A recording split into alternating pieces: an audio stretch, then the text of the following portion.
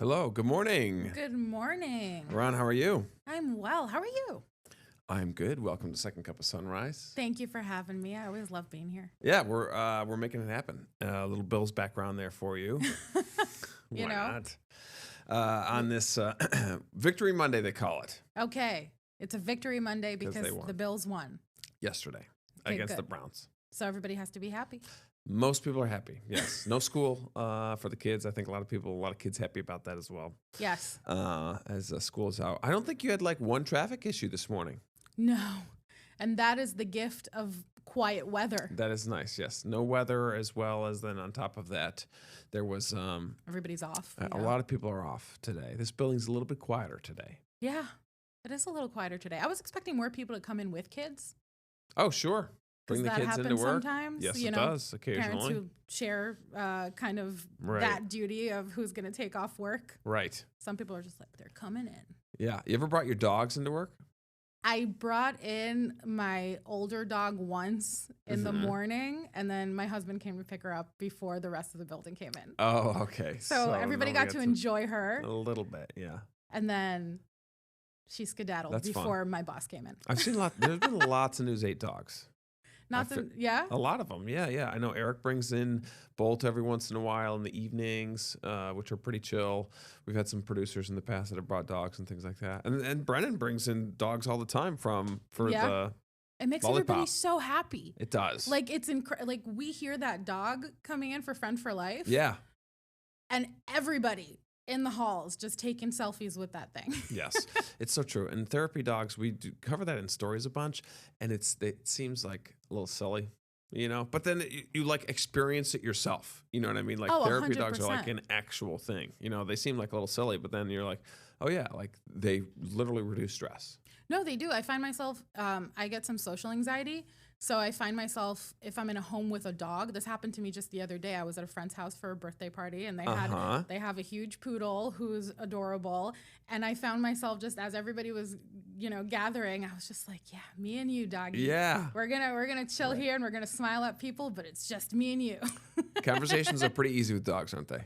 Yes, they always listen to me. They always are listening. They always look curious. Yeah. So you had a good weekend?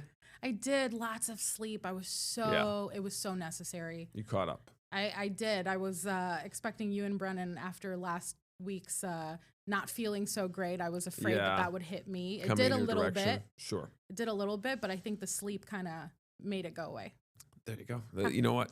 I try to get as much sleep as I could too, as well. I can't remember. I've definitely heard like you can't really catch up on sleep over the weekend, but I mean, if you feel better, you feel better. Yeah. So now I wear that. Ever since we did that wearable gadgets. Oh, yes, What's up, that Rock? I've conversation. been. Of course, I'm not wearing it right now. Right. But The ring. the Oura ring that I have. Yeah. And it tells me on days when I have a less or lower readiness score, which means basically how well I've slept and everything. Sure. It says maybe take it easy, take a power nap throughout the day. Yeah. So I don't know. I'm now testing the functions of this ring. I'm learning its capabilities. Sure. It's getting better. Is it? Well, I guess maybe I'm so kidding. it like you have two things, right? You have one, how I actually feel in the morning, and two, how my ring says how I Yes. feel. Yes. And then you compare those two things, right? And then so it's like you adjust, like, yeah, I don't feel that great, but my ring says I had a good sleep, or the Yes. opposite, right? No, that's true. I did wake up the other day and I was like, I feel great. And then I checked the results of the ring and it was Yeah. like, oh, well, you're only at Actually. a 65. So you didn't sleep that well. And I'm just like, maybe that's a testament to the quality of my sleep in general. Right. Yeah. That science tells you a bad sleep is your actual version of a decent Right. sleep. Isn't that terrible? It's very strange. I got some good sleep Saturday night because Nice. let's see here. So it was a buddy of mine's Christmas party. Mhm. Does it every year, and so we were in the sweet spots where my mother-in-law she wasn't doing anything Saturday night, so we dropped the kids off at her place. Stop. They stayed there overnight. We went out to this place, the Underpass Bar and Grill. It's in Penfield, I think. Very cool spot. Open, kind of sports bar vibes, but really good food there. And then went out to our friend's house and started at 7:30. And we're like, oh, it's going to be a tough late night. But there were people there that we hadn't seen since last year's party. Yeah. And like lots of old friends that we did so much catching up on. We left at like 11 o'clock at night. Look at you. Yeah. Just wow. talking. That's amazing. Just catching up. When something starts at 7:30, I'm like, you're going to have me until 9, like max. Right. And that was a conversation that my wife and I had. We're like, 9:30 is going to be good. 2 hours, and then we'll start wrapping it up. 9:30 came and went, and I was like, you feeling good? And she's like, yeah, I'm okay. Look and at then that. we just catching up, just talk. Just seeing how everybody is and catching up on a year's worth of content is is a lot, No, it's nice. It means you love the people that are in your life. There you go. Well, the fact that I hadn't seen them for an entire year. Honestly, I don't even have kids yet, and to me, a year flies by. Sure. Like 2025. Yeah, right. Where'd it go? And like with old friends too, I do think there's this whole you kind of just pick up where you left off thing. You know, it's just like, oh hey, there were a couple of moments like, hey, like you just got engaged, didn't you? Like, no, we're married now. Oh wow. You know what I mean? Like things like you have 2 kids. How old? Yeah, 2 and 4. You know what I mean? Like just that situation of like literally catching up. But no, and then it was nice to sleep in on Sunday, which was good as well. So it was good weekend overall. All right, let's we got some stories now that we're all caught up. 7 minutes in here. First one here, Elf on the Shelf here. I love this one. So students at a Texas elementary school were surprised by their principal, who dressed as a full elf perched on the school roof. So from the early morning until the late bell, Amy Estrada braved the cold to greet all 435 students, delighting families and spreading that Christmas cheer. So some kids believed in this magic, others noticed the latter, but all were absolutely impressed, as was I, braving that weather. And also just, I mean, even if you're not buying into the magic of this all, it's just incredible to see your principal doing something like that. Well, Elf on the Shelf, always watching to make sure that the kids don't do anything wrong. Yes. That's what it is, It's and Brett and I talked about this. He doesn't really do Elf on the Shelf. We don't do it either, but it's a cute thing that the principal does there. I like to see how people on social media, like there are parents that who hide basically the elf, and they post it, and they at this point I think they're just doing it for social media, right? They're doing it to see like who's like, oh, that's the most creative. You see some how creative extreme stuff. You can do, right? Yeah. That's fun. We don't have an elf, but I like the idea of telling your kids, hey, someone's watching. As creepy as it might, as creepy as it might seem. So, got to talk about the penny as well. Have to. How about this? Say goodbye to the penny. I'll read this one. It was a solemn day at Lincoln Memorial. Hundreds of people, all dressed in black, came out to mourn the death of the penny. It was a full procession funeral service hosted for the smallest form of U.S. currency, no longer in production. First developed in Philadelphia, 1793, more than 230 years ago. I feel like this is a very goodbye, unique penny. to American society kind of thing. I feel like, where do you get people who are dressed up as somebody in a procession that they started themselves? Yeah. That's just, I mean, it's amazing that we get to do things like this. And also humorous. It is, satirical. You're allowed to find it funny. How are you feeling about the penny? I feel like don't care. In my lifetime, there's been talk about the penny going away for so long that it was like, oh, this thing happened?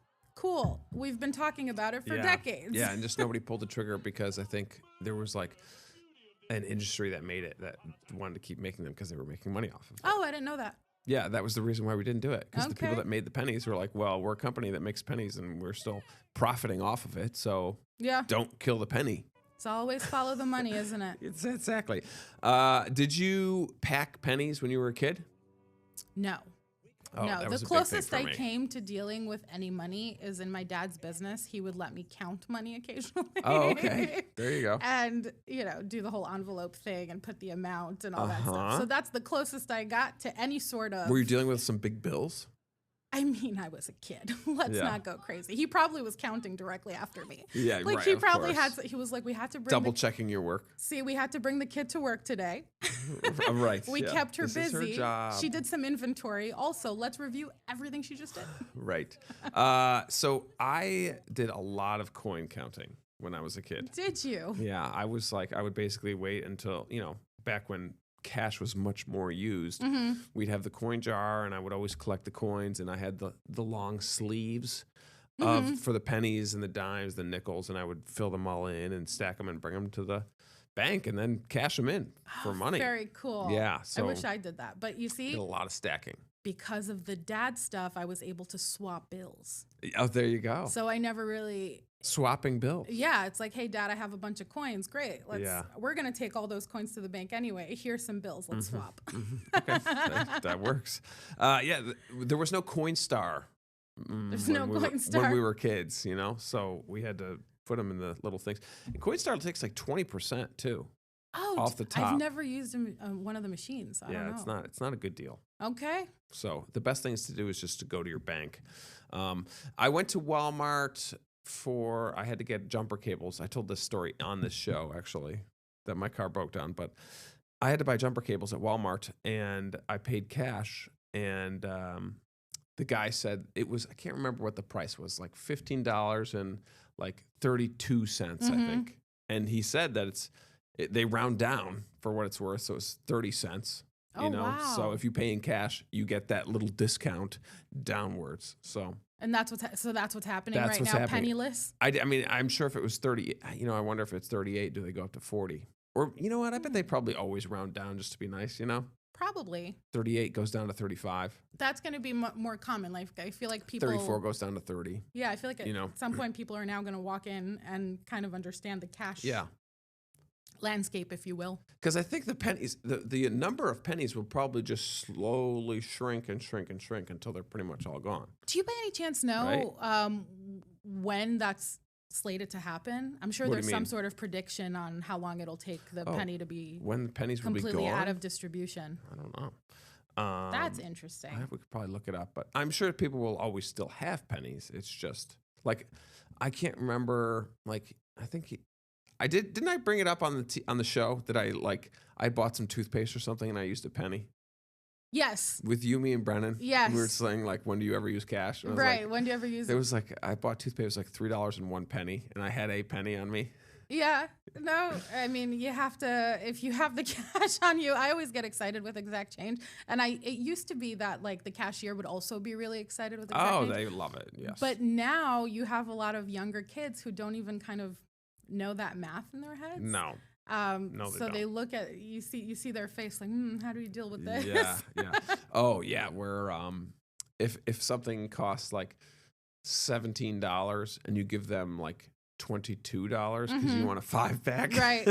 Yeah. They're like, you only need to give me. They're like, well, I want $5 rather than a $3 and change or $2 and change. And that used to be, I used to do that all the time. Right. And I remember having to explain that to people who were coming in from abroad. I'm like, no, but if you give them this much, they'll give you one bill back or whatever. And everybody used to look at me like I had 5 heads. Yeah. Because I don't want 78 cents and $2. Nope. You want to give me the 5, right? Yeah. All right, so that's enough money talk. Let's take a quick break here, and then we'll cover peanuts, yes, skiing, Powerball, lots of good stuff on the Second Cup of Sunrise.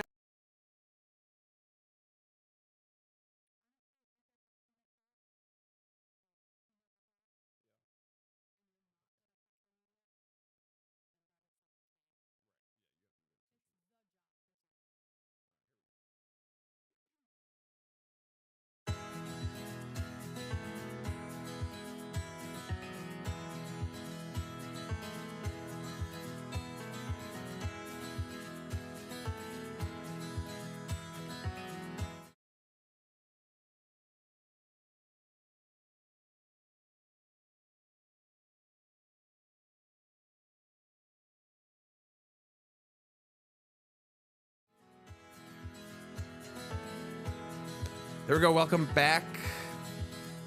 That's Haran. I'm James. And are you a fan of peanuts? I am. Are you? I love peanuts. I eat them almost every day, I feel like. And if you want, you can drive around and advertise with them.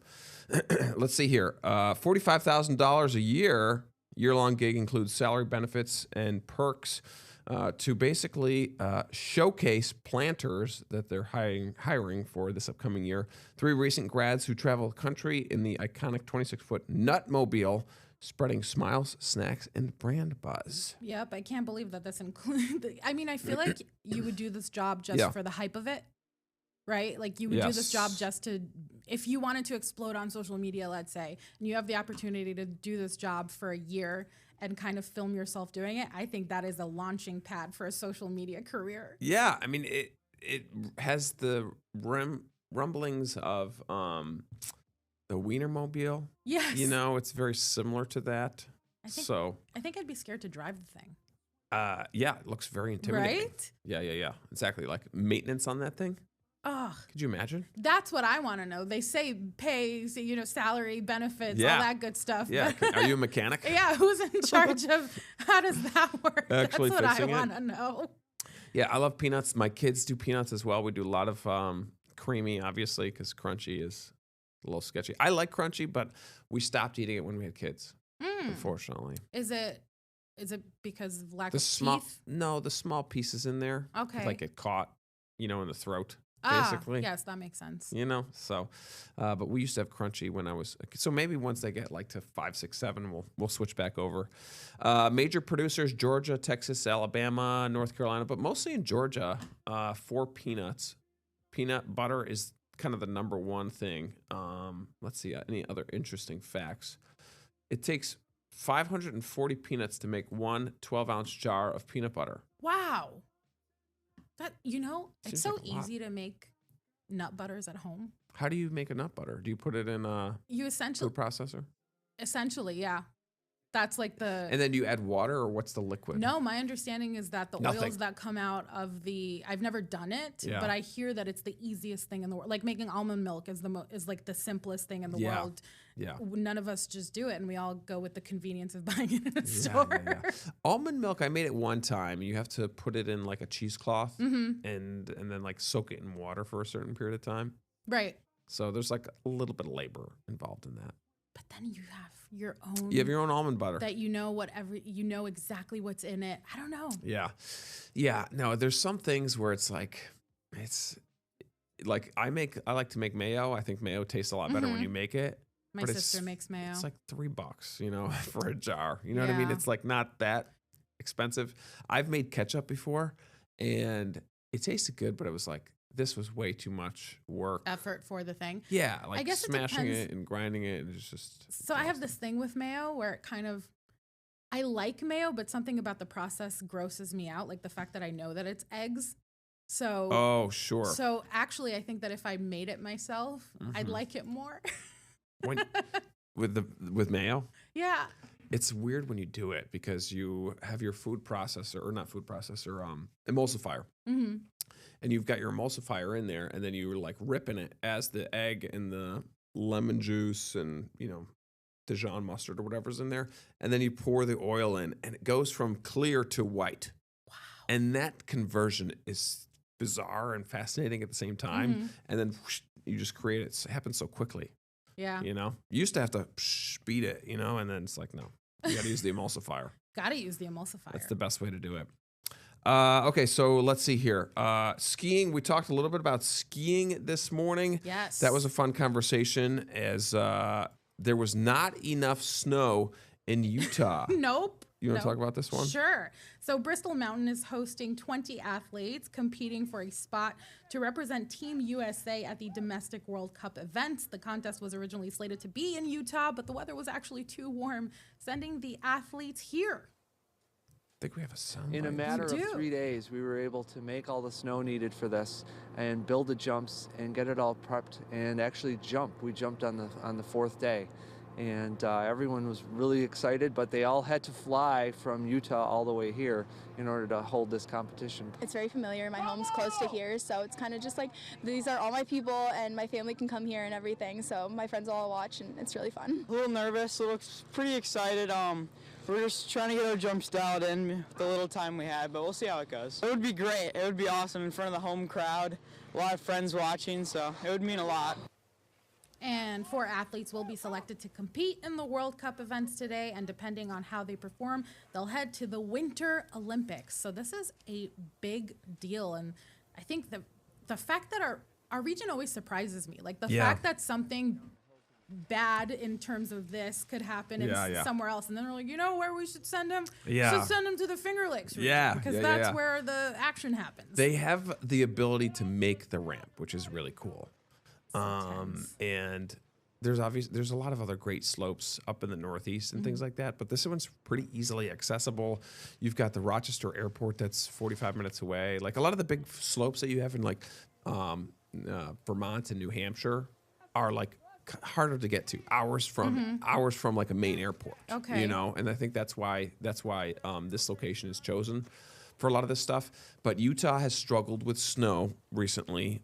It's a little bit better on some of the hills, on some of the mountains north of there, like Montana, Idaho-ish area are doing better than some of those spots. But, you know, it's funny. I was talking with my dad, who's a big downhill skier, yesterday, I think, or the day before, on the phone. And the way he describes the weather in the winter is literally the exact opposite as you would. As in, he's like, yay, it's snowing. Or he's like, you know, it was really great out there today, like really nice. And that it means it's snowing hard. Yep. And when he's like, it's no good out there, like it's not great, and that's like 50s and sunshine. It's literally the opposite. The exact opposite of. It's so funny because not like I say you, but I mean like most people. Yeah. Like he is the opposite of most people.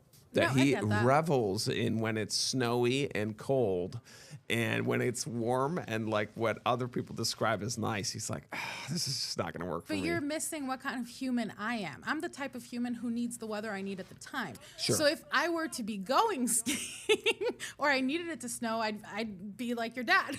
Sure. Say, Well, that's the thing. It's just so funny. Fickle like, human beings. Yeah. And the average person is usually like, you know, I'm sick of the snow or I don't want it. And my dad is just like, bring it on. So, and that's like most of these people, like the people that we interviewed there for that story are like that. That they all they do is want snow. So it's a big industry driver. We talked about skiing versus snowboarding as well. You said you're more of a skier, right? I'm only a skier. Only a I've never skier. snowboarded before. Maybe I'll try it on like the kiddie slopes. Yeah. At one point, just to say I tried it, but I'm comfortable with skiing. I took lessons as a kid, like in that my parents took us skiing, so they were like, "We're gonna give the 8-year-old a lesson." Yeah. Which mountain did you go on? Ah, You remember the name? no. It was a long time ago. Yes, no. This was like when I was a kid. Yeah. So you haven't gone skiing as an adult? Really? Recently, I went to Pocono. Oh, but okay. That was, recently. That was a year ago. Yeah. A year ago. Better than me. I haven't gone skiing in multiple years, really, since I had kids. And then you realize how fun it is when you're doing it. I know, it's so true. Like I know. while I was doing it, I was like, my legs are definitely going to give out later because I'm man. not used to this. First time you go back in years, yeah. Yeah, It's so like, fun, but exhausting. It is exhausting. You feel like a kid who just was taken skiing. Right, I know. You think downhill skiing, okay, it can't be too bad, but no, it's pretty tiring. No, it takes a lot out of you. I definitely plan on trying to get back into it. I told you off camera, but I'll say it now. Basically, my motto was the girl that I was dating, whatever she did, is the mode of transportation that I would go. So I dated a girl that was a snowboarder. I did snowboarding. My wife now is a skier. Now I'm a skier. I think it's the way to go. Listen. Yeah, you know what? I think that's with a lot of things. You know, you kind of like you move into the mode of your significant other. Maybe in adulthood, you'll be part of a new bromance, and then the bromancer The guy, will be a snowboarder. You're gonna be like, bye, wife. Well, what'll happen is my son probably will like pick up snowboarding, and then I'll try to do it with him. Yeah, there you know? go. I used to like skateboard as a kid. Okay. You know, so there's like kind of that there. And the few times that I did snowboard, you know, you work on it for like 4 hours in the morning, then you go and have lunch, and then in the afternoon you're like, okay, I think I figured this out. You know, Yeah. so as long as you're like quick on your feet, it's a pretty good learning curve. So, well, that does it for us. We're gonna wrap this up here. Show notes. You're gonna be running the show tomorrow. I am going to be running this show tomorrow, and I'm excited for it. Hey, I'll yap with the people. Yes, tune in. Drag Kayla with you. She'll be covering as well for the next couple of days. So you two will have fun and lots to catch up on. So thanks for listening, everybody. We appreciate it. And we will see you again sometime soon. Yep. Get the Rochester First streaming app today for everything you love from News 8 On Demand, plus exclusive shows you won't see anywhere else. Search ROC and download for free on Roku, Amazon Fire, and Apple TV.